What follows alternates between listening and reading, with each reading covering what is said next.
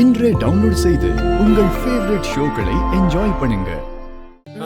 ஜனமா என்ன அங்க பாருங்களேன், ஆம்பளைங்கெல்லாம் ஏதோ பொண்ணுங்களை தூக்கிக்கிட்டு மேல போயிட்டு இருக்காங்க.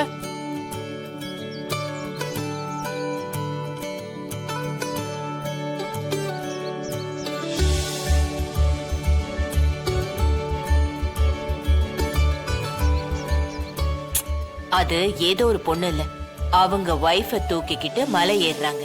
ஓஹோ, ஏன் அப்படி?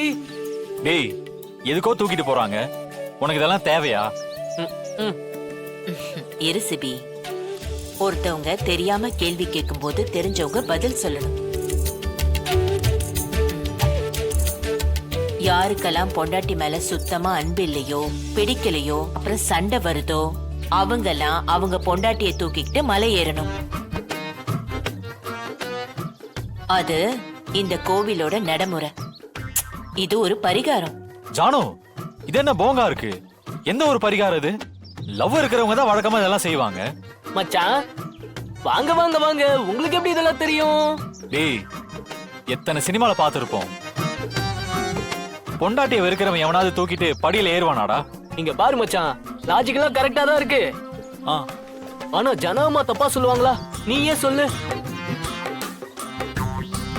சிபி, இந்த கோவிலோட சடங்கு நான் சொல்றதுதான். ஒவ்வொரு கோவிலுக்கும் சடங்கு மாறும். நீ என்னமோ ஊர்ல இருக்க எல்லா கோவிலுக்கும் போயிட்டு வந்த மாதிரி பேசுற. இங்க பாரு, அதுக்காக நீ தமிழை தூக்கிக்கலாம் மலை ஏற வேண்டாம். உனக்கு தமிழ் மேல லவ் இருக்குன்னு எனக்கு நல்லா தெரியும்.